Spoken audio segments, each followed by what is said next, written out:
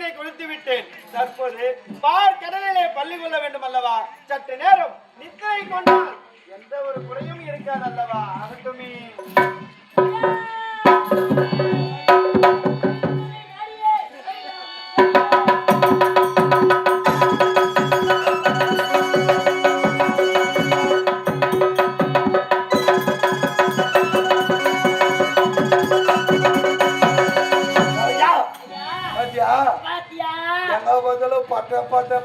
நாமண்டா பையா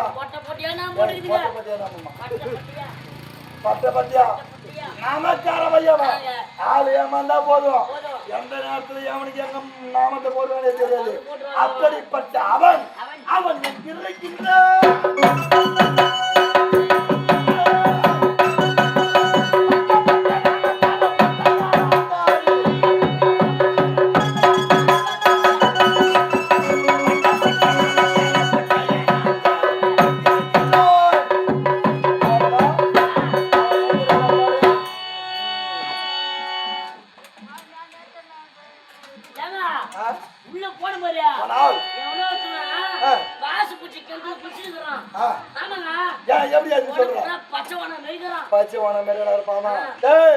கரிய நிற மேனி உடையவன்.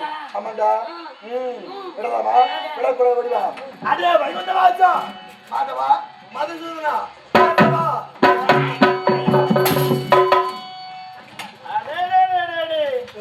யார் நீ? ஓடி வந்தாய். அழகாக பார்க்கறையிலே பள்ளி கொண்டுள்ளேன். ஓடி வந்தவனுடைய பாதத்தை படியாமல் என்னுடைய கரத்தில் இருக்கக்கூடிய கதையை எட்டி உதைக்கின்றாயே, யார் நீ? வீரபத்ராபுரி கோட்டை வீரபத்ராசுரனுடைய தம்பி அக்னி வீரன் நானே. வீரபத்ராபுரி கோட்டையின் அரசன் வீரபத்ராசுரனுடைய தம்பி அக்னி வீரன். சரி, ஓடி வந்ததன் காரணம் இருக்கின்றது. தரத்தை பெற்ற ஆணவத்தால் அனைத்து லோகத்தையும் கைப்பற்றினேன். இறுதியாக உடை தேடி வந்திருக்கின்றேன். ஏனென்றால் ஒருத்தனை விட்டு வைக்கிறது ஒண்ணுதான், மொத்த தேவரையும் விட்டு வைக்கிறது ஒண்ணுதான். வரம் பெற்ற வல்லமையை தெரிந்து கொண்டு இப்போது என்னிடத்திலே சோதிக்க வேண்டும் என்று ஓடி வந்திருக்கின்றாய். சிறைபிடித்தே ஆக வேண்டும் என்ற ஒரு எண்ணத்தோடு வந்திருக்கேன். நான் எங்கெங்கெல்லாம் எப்பேற்பட்ட அவதாரம் எல்லாம் எடுத்தவன். தூணிலும் இருப்பேன், துரும்பிலும் இருப்பேன், உன்னிலும் இருப்பேன், எங்கிலும் இருப்பேன். இப்பேற்பட்ட வைகுந்த வாசனை நீ நினைத்தாலும் ஒன்றும் செய்ய முடியாது. அப்படியா? அதே வைகுந்த வாசனை எப்போ இத்தனை ஆணவத்தோடு பேசிக் கொண்டிருக்கின்றார்? காரணம், இந்த பாராக பிரபஞ்சத்திலே தசம் என்று சொல்லும்படியான 10 அவதாரங்களை எடுத்து எண்ணற்ற அரக்கர்களை சங்காரம் செய்து விட்டோம் என்று ஆணவத்தால் பேசிக் கொண்டிருக்கின்றார். என் போன்ற வரத்தை பெற்றவர் யாருமே கிடையாது இந்த உலகத்தில்.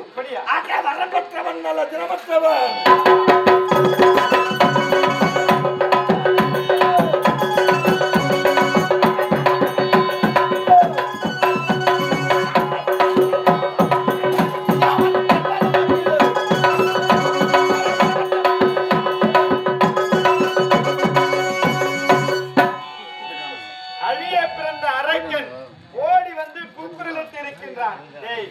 இப்போதும் ஒன்றும் கெட்டு போய்விடும். ஓடி வந்தது தவறு. பகவானை பகைத்து இந்த பார் உலகில் வாழ்ந்ததாக சரித்திரம் என்பதே கிடையாது. நான் அனைத்தையும் மன்னித்து விடுகின்றேன். இறுதியாக என்னுடைய பாதத்தில் விழுந்தால் அதே வைகுண்டவாசா அனைத்து தேவரை சிறைபிடித்து விட்டேன். மிச்சம் இருப்பது நீ ஒரு ஆள். உன்னை சிறைபிடித்து விட்டால் அனைத்து லோகத்திற்கும் அதிபதிகள் நாங்கள். ஆகையால் முடிந்தால் வாட சவருக்கு நீ நானா என்று பார்த்து விடலாம். இவ்வளவு வரம் பெற்று விட்டேன் என்று ஓடி வந்திருக்கின்றான். மும்மூர்த்தி தேவர்களை இருவரை சிறைபிடித்து விட்டேன் என்று உரைக்கின்றான்.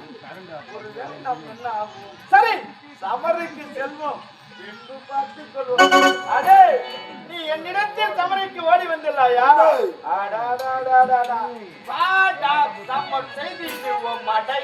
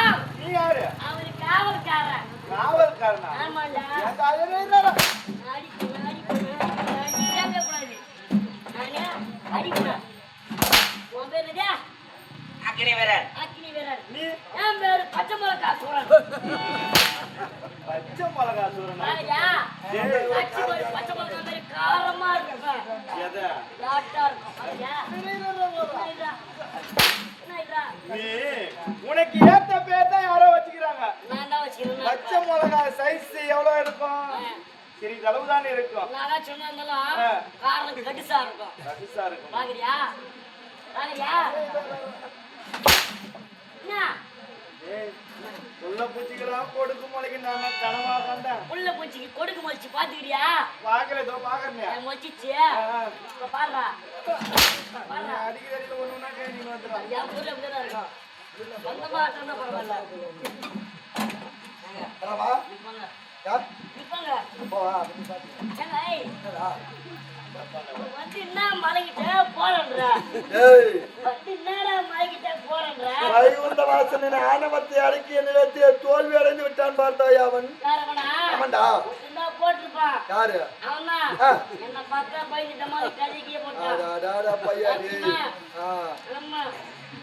அப்படியே ஆளை பத்தி நல்ல மதிக்க வரா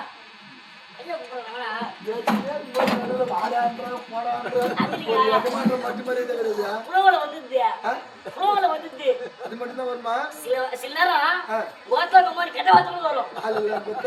நேரம் வந்துடும். அதான பார்த்தேன்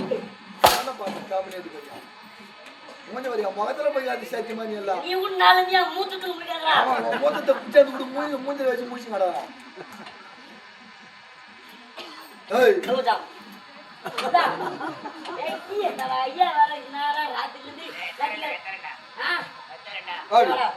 ஆளை பார்த்தா எப்படிங்கிறா? பச்சைவன மாதிரி இருக்கிறான். உருவத்தை பார்த்தா எப்படி தெரியுது? ஆம்பளை மாதிரி தான். ஆனா போட்டே ஒண்ணு கிடையாதுப்பா. ஆமாண்டா பாடி மட்டும் தான் ஆம்பளை. ஆமா உள்ள விஷயம் கிடையாது. ஆமாண்டா நீ உன் கஷ்டமா இவனை போட்டேன்னா இவன் எடுத்த அவதாரத்திலே ஒன்று. ஆமா எப்படின்னு கேளு. இன்றைய உலகத்துல திருநங்கைகள்ல அந்த ஒரு பாவப்பட்ட ஜென்மம் உருவாகிறது இல்லையா? அது எப்படி உருவானதுன்னு கேட்டா, ஒரு நேரத்தில் மகாபாரத போருக்கு முன்பதாக பாண்டவர்களுக்கும் கௌரவருக்கும் பகை மூண்டு விட்டது. பாரத போரிலே நிகழ்த்த வேண்டும். பாரத போரிலே கடவுளை கொடுப்பவருக்கே வெற்றி. ஆமாண்டா அப்படியே கடவுளை கொடுக்க வேண்டும் என்றால் அது எப்படிப்பட்டவனாக இருக்க வேண்டும்? 32 அழகு லட்சணங்கள் பொருந்தியவனாக ஒருவன் இருக்க வேண்டும். 32 அழகு லட்சணங்கள் பொருந்தியவன் யார் என்று பார்த்தால் அரவான். அர்ஜுனனுக்கும் நாகக்கண்ணிக்கும் பிறந்தவன் நல்லரவான். அவனே 32 அழகு லட்சணங்கள் பொருந்தியவன். தன்னைத்தானே பலி கொடுத்துக் கொள்ளும்படியாக முன்வந்தவன் அரவான். அப்படி ஓடி வந்தாலும் அரவான் எப்படிப்பட்டவன்? திருமணம் ஆகாத ஒரு ஆண்மகன். ஒரு ஆண்மகன் எப்பொழுது முழுமை அடைகின்றான் என்றால் திருமணத்திற்கு பிறகுதான் ஒரு ஆண்மகன் முழுமை அடைகின்றான். முழுமை அடையாத ஒருவனை பலி கொடுக்க இயலாது. அந்த பலியை கொடுக்க முடியாது என்ற காரணத்தால் அரவானுக்கு முதலில் திருமணம் செய்ய வேண்டும். அப்படி திருமணம் செய்ய வேண்டும் என்று உலகமெல்லாம் பெண் தேடி சுற்றி திரிந்து அலைகின்றார்கள். எந்த பொண்ணா ஒத்துக்குவாளா? ஐயா ராத்திரி தாலியை கட்டணும், மறுநாள் காலையில தாலி அரைக்கணும். இதற்கு எந்த பொண்ணுனா மனதார சம்மதிப்பாளா? எந்த ஒரு பெண்ணுமே முன்வரவில்லை. ஆனால் அரவான பலி கொடுக்கணும். அதற்கு என்ன வழி என்று யோசித்து பார்த்தா இந்த பகவான்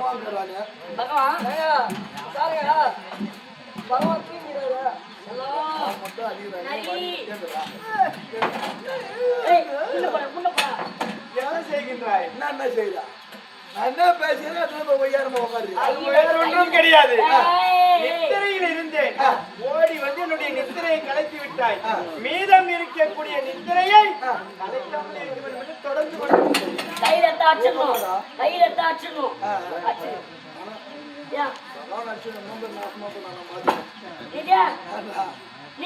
எனக்கு தெரிஞ்சு பகவான் ஆட்சி எம்பேர் எந்தெந்த கைக்கோ போயிருக்கிறான். அதனால தான் பகவான் அடிக்க மாட்டான். நீ ஏற்கனவே என்ன பாவம் பண்ணி என்ன நெசுங்கி போய் கிடக்குற? பாவத்தோட பாவம் 10ஓட பாவம்னு அத்தோட இது ஒண்ணு விடு. பரவாயில்ல பாத்துலாம். பாவம் ஒரு பக்கம், பழி ஒரு பக்கம்.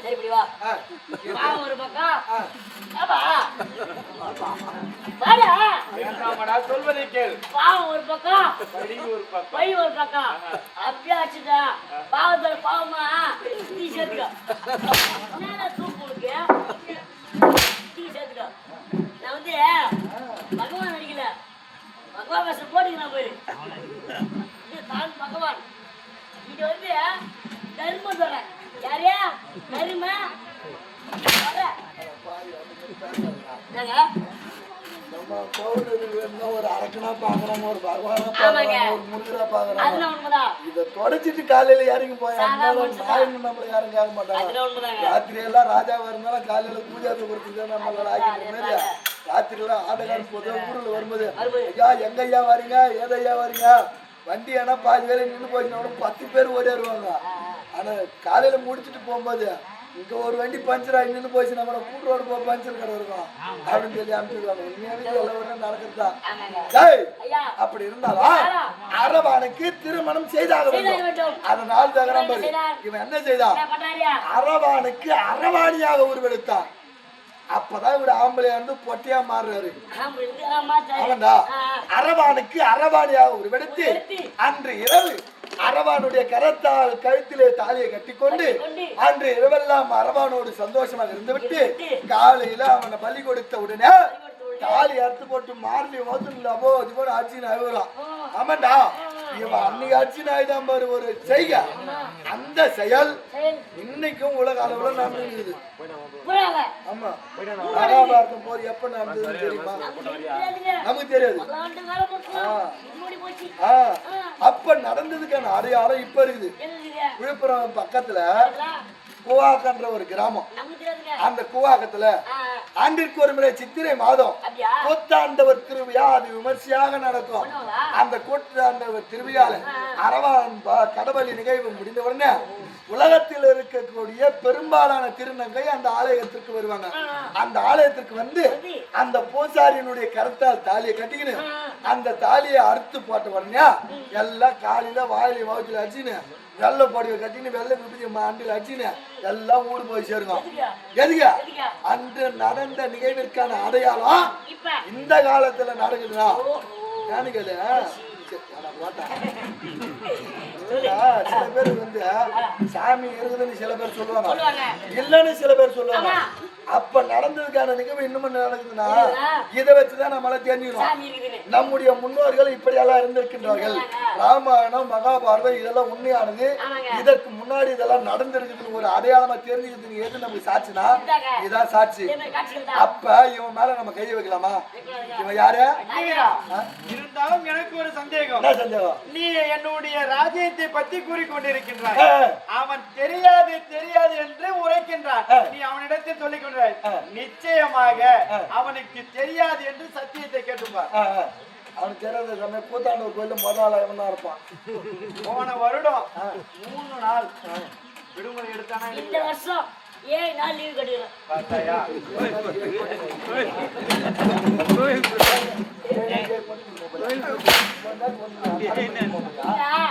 கூட்டம் ஓவராங்க போயிடலாம்னா அங்கே போய் டேரா போய் தங்கிடுங்களா? இல்ல அப்படியே மாத்த போறேன். மாத்திருப்பா சாமி ஜாலியா இருக்கும். பிஸ்கில் ஆயிடும் அப்புறம். போடுறவன் கையில வரங்க.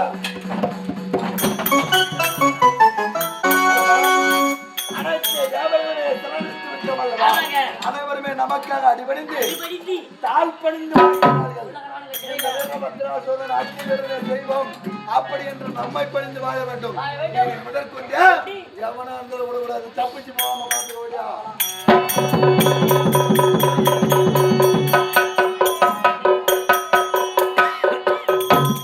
அழிய பிறந்த அரக்கன்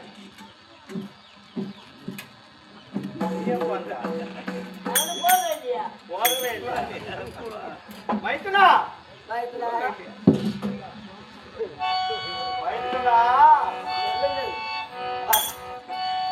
நீ என்ன செய்கின்றாங்க? நீ என்ன பண்றீங்க?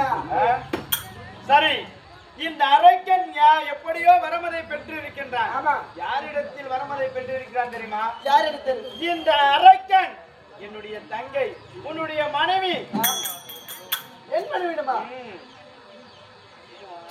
அலைமகள் மலைமகள் என்று சொல்லக்கூடிய முப்பெரும் தேவிகளிடத்தில் இவர்கள் வரமதை பெற்றிருக்கின்றார்கள். வரம் பெற்ற வல்லமையால் முதலாக ஓடி வந்தான் தேவலோகம். தேவ இந்திரனையும் சிறைபிடித்தான். அடுத்ததாக கைலாயம் உன்னையும் சிறைபிடித்தான். இதை நான் அறிந்தேன். அவனிடத்திலே சமருக்கு செல்லும் பொழுது அவனை வதம் செய்யலாம் என்றுதான் நினைத்தேன். இப்பேற்பட்ட ஆணவத்தோடு வரத்தை பெற்றிருக்கிறான்.